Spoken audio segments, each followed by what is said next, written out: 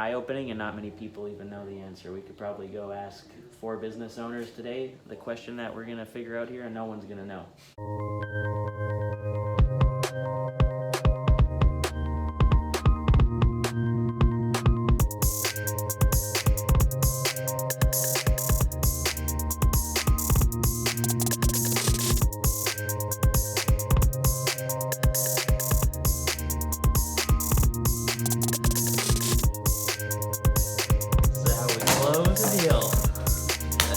What's up?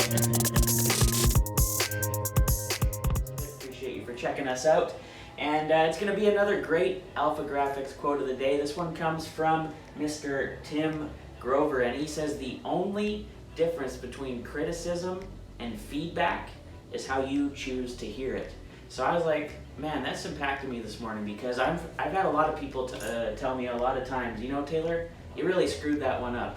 Or, you know, you really let me down here. You didn't do this for me. You did that the wrong way. This was wrong. Why didn't you do this? And most people are going to get hit with the emotions immediately when you have someone tell you, you know what, you did that wrong, or this is incorrect, or that's not right. And your emotions will automatically trigger, you know, that feeling of depression, or that feeling of down, or you start beating yourself up and you say, you know, I am an idiot, or I am dumb. But what if you actually flip that? And you chose to take all of those comments as criticism, even if it's from somebody you don't like, or somebody who just likes to give you a hard time. There's a reason people are saying these things to you, and you can take it as criticism, or you can take it as feedback to actually learn from and improve it for the next time around. So most people are going to hear that, they're going to get down, they're going to get sad, they're going to get in the dumps. But if you take that and you say, hey, you know what? It was my fault. I take responsibility, and now I'm going to do better the next time I have the same opportunity. And I know this is going to happen to you guys today. You're going to be out there in business. You're going to be, maybe you're just a mom at home, or somebody that has a job that you work at home. You're still going to make a mistake today, and you can either take that as a way where you kind of get down on yourself, beat yourself up, and say, man,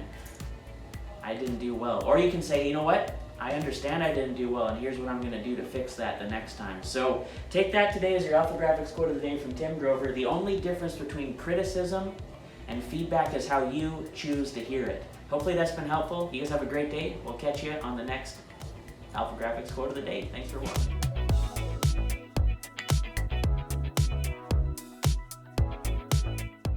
Here we are. Marcus is rolling in from the outside frame.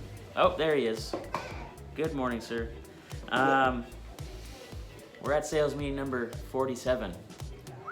47. So I think it's kind of cool because we went over the basics throughout this series. If you guys have watched this along the way with us here, we went through the basics. We went through some tactics. We went through completed a little marketing series. And now we're going to get into the nitty-gritty, the real business stuff, the stuff that if we would have spent $50,000 and went to business school, we could have learned, or we could just go on the internet, study it ourselves in our free time, and get that MBA for free. So if you watch all of our videos, I think that you basically get all the stuff you learn in business school. Yeah. And then you can take it upon yourself to dig in deeper if it's something that's interested you. Oh, YouTube University never hurt anybody. So again, like I said, we never actually have developed most of this on our own. We really take it from the best, and we just reiterate it, learn it in here, figure out how we can use it, and share it with you. So this is something here that is a big difference maker that I've done in the past, but it's been a while and I've forgotten how to do it. But we're going to do this today, and we're actually going to do it, and we're going to use it, and we're going to learn it, and then you're going to use it too for your business, because this is super eye-opening and not many people even know the answer. We could probably go ask 4 business owners today the question that we're going to figure out here, and no one's going to know unless they're a real serious deal and they're successful. But here we go. Sales meeting number 47, determining the lifetime value of a client. We've touched on this, we've talked about this, but we've never actually done it. So today we're going to take action and make it happen, and we're going to really learn the true lifetime value of our clients. And this is going to help us lead into what we're going to talk about in the future. But most businesses generate a substantial amount of profit from clients who keep repurchasing again and again over the months, over the years, over the decades. Who's a great example of a business that gets substantial amounts of profit from people who return again and again and again? I would like to say, I can name 3 off the top of my head. Okay. And I'm gonna go with Apple. Okay. I'm gonna go with Nike, Okay. and I'm gonna go with Disney. What if I said Alpha Graphics West Ave too? Yeah, there's also that too. We're a great example of that kind of business, along with the ones you said. So very little of that profit would be there for them or us, though, if we didn't get the clients here in the first place, right? Exactly. You can't have a repeat business if we don't have business in the first place. So how much would it be worth to us or to S&G if we could bring in an extra 5, 50, or 1,050 clients every month? That'd be lovely. Be lovely, right? Even if we didn't make a single dime on the initial transaction, but instead we made enormous combined profits on all of the repeat transactions in the future. What do you think about that? Sir, you already know how I operate. I give out free samples. Okay, so with this method of thinking, we can acquire new clients at a break even or even a slight loss. But we're gonna make up profits when they repurchase on the back end. And the back end is just that term that people use when things that are gonna happen in the future or after the initial thing has happened. So the back end, it's a super important thing. But until it can't work for us until we recognize this very important fact that we're talking about today. So if our business, which it is one that has a high probability of clients coming back again and again to repurchase from us the same different products or services, we owe it to that business or that practice, if it's a doctor like you're working with, we owe it to them to do everything we possibly can to get them into our buying stream and earn their business as easily as, and make it as easy for them to get more from us as we possibly can. Because like we talked about with that preeminent strategy, we're doing the best thing for them possible, so it's our responsibility to continue to do the best thing for them instead of them having to go elsewhere. Exactly. And end up with a Vistaprint card like you showed me the other day. Do you have that handy? I do. You know what? I'll show you right now, but I'm sure me and T-Dot, we're gonna give We'll do a nice separate video, but this is just an intro. This is a. Hold it up close. This is my shot at trying to do a business card. I even made that horrendous logo. Well, that's on there. So I feel good because you actually put in some effort. Yeah. But then show them what happens when you use the Alpha Graphics services. When you get the old dirty kitchen Alpha Graphics. This guy's such a salesman, he doesn't even have his own business cards on him. Mind the weight. Dramatic. Dun dun dun dun dun dun dun dun dun.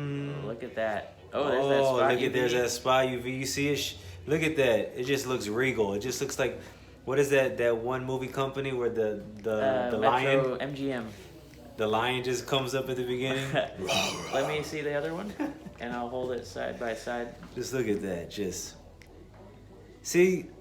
Okay. Vistaprint in Taylor's hand, Alpha Graphics in mine. Just look at that. Let's show them the backside. Oh, yours is a little nicer, I think.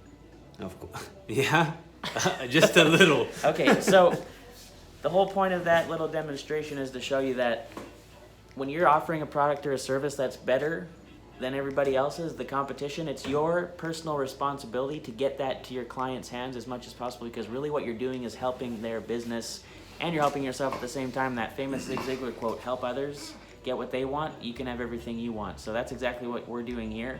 And if you're watching this, it's probably what you're doing as well. So when we talk about that, when we identify, okay, so our business is one that does have that high probability, right? So that's our job. So until we identify and understand exactly how much combined profit a client represents to our business for the life of that relationship, we can't even begin to know how much time, effort, and most importantly, money we can afford to invest to get that client in the first place. Okay. So if I don't know the lifetime value of a client, so let's say that they are worth $75 to us. This is just picking a number. Oops, sorry. It's where it belongs anyways. If our client's worth $75 to us and I spend $95 to acquire that client, that's probably not the best business. But if I know they're worth $75, I know I can spend $70 to make a $5 profit. Now these numbers change as you get higher and bigger. Let's say they're worth $10,000 to us. I know that I can spend whatever I feel comfortable with profit-wise, but let's say I know I can spend $1,500 just to get this client, because in the long run they're gonna bring us in $10,000. So that's just something that we're trying to understand today. That's kind of the point of this talk. So we need to know the lifetime value of our clients, and another term is the marginal net worth. So many companies increase their clients and profits just by shifting their focus from trying to make a huge profit on that first sale to making the real profit on all the back end purchases. So I know even before I was here, hopefully Lynette can get that for us. No? Pause. Thank you for calling Alpha Graphics. This is Marcus. How can I help you?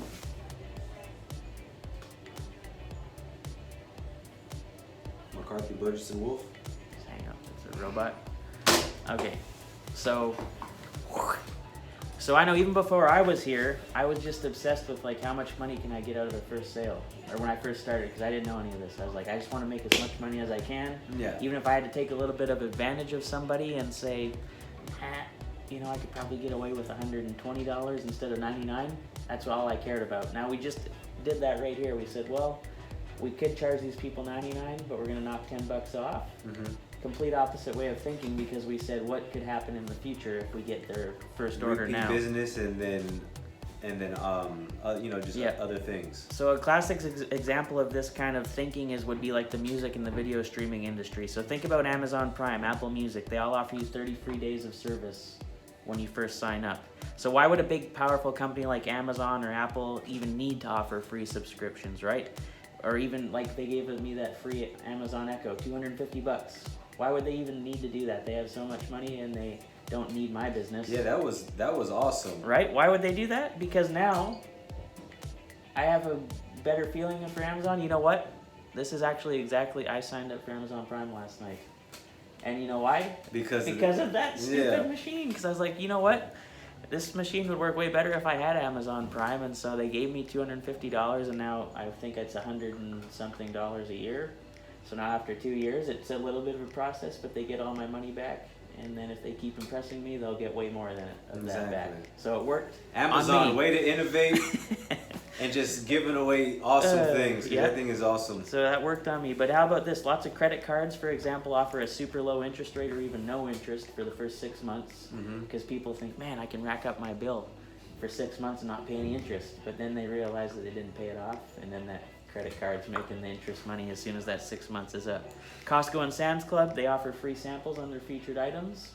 You might go into Sam's Club or Costco, think, you weren't thinking about chicken nuggets. But then you eat that chicken nugget at the free sample counter and you find yourself buying the bulk pack of 75 nuggets. Oh, Tyson's back at it again. Because you got that free sample, right? Let's think about it this way, though. For the people that are watching, maybe they don't own their own business, or they're not doing their own thing like you. They're just an everyday employee, right? You could be an ambitious employee. You could volunteer to take on some additional responsibility, fill in as an interim supervisor, or do something on the side for no additional pay. You're not asking for anything in return, but then all of a sudden when your boss says, man, I need to promote somebody. Jim's been here since like 6 a.m. for the last 2 months. Do you think we should promote Jim, or should we promote... Wasn't Jack late today? Yeah, Jack was late. I think Jim's getting the promotion, right? So it doesn't just have to be if you own a business. You can think about it that way too. But it's basically the total profit of an average client over the lifetime of his or her patronage. So including all the residual sales, less advertising, less marketing, and less the cost of making the goods or services that we're giving to them. So this is going to be another example, random numbers, but let's say that your average new client brings you an average profit, that's money in your pocket, of $75 on the first sale. They're going to repurchase 3 more times a year with an average reorder amount of $300, and on each $300 order, you make $150 profit, right? Now with that average patronage lasting 2 years, every new client is worth $975 to you. So theoretically, you could spend up to $975 just to get that first sale, and you'd still break even at the end. But if you spend $500 and get that new client, then you still have that profit of what, $475 in the long run. Still good. Okay, so here's what we're gonna do. If we haven't calculated our client's margin net worth, we're gonna do it right now, and we're gonna have to go to Print Smith to do this. Okay. But we're gonna follow the 6 steps, and we're gonna try and get on camera. It might be a little bit tough because we're gonna be on our computer, but we're gonna try it anyways. and we're going to go do that right now. Let's do it. Okay, so we did all the math. We have the notes here. This is something that we'd recommend you guys do. The 6 steps. So you've got to compute your average sale and your profit per sale. So we determined out of all of our sales over the last 5 years that our average sale was $118 per ticket. That's an average sale. We determined also that our profit per sale was going to be $35 of profit out of that $118 sale. Step 2.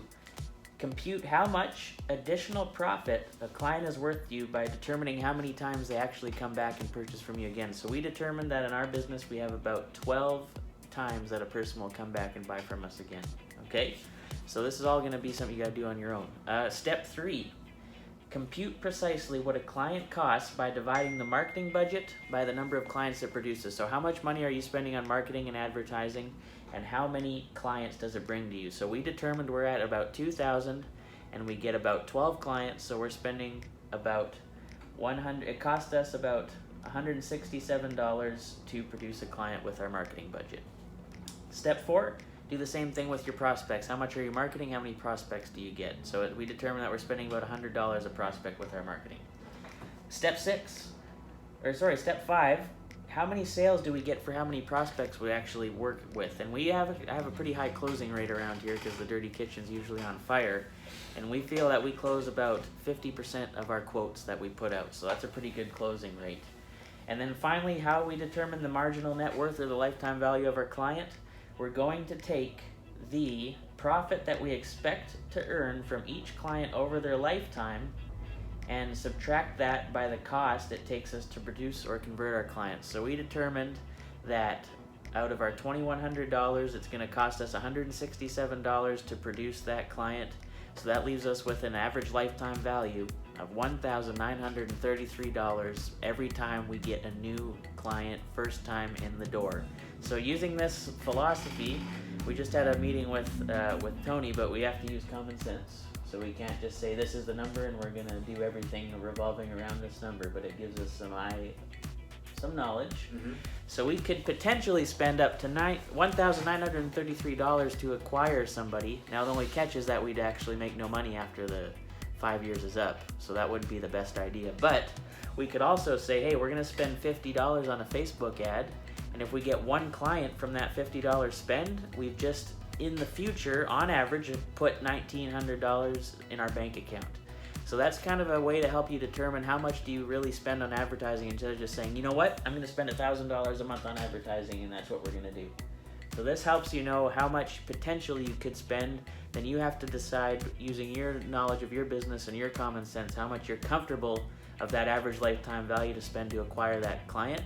And so let's just say today we acquired 3 new clients. On average, they're worth $1,933 to us per client. We would have put basically $5,800 in our bank account today over the next 5 years if we can get 3 new clients today. So that's what we're going to do. We're going to go out there, hunt for some new clients while we take care of our current ones. You guys do the same. Thanks for checking into the Dirty Kitchen. If you have any questions, let us know. If you have any comments, let us know below. Like, subscribe, check us out. Alpha Graphics West Ave Instagram, AG West Ave Facebook and Twitter, and of course the podcast, anchor.fm/The Dirty Kitchen. Marcus, you have anything to say? No, sir. See you guys later. What's going on, guys? Just want to check in with you. Wednesday, it's 2:45 here in San Antonio. And is it one of those days where things aren't going well? It's not going your way? Things aren't working out right? It's just a day. Flip it on its head. Change it around. You still got time. Go make it happen.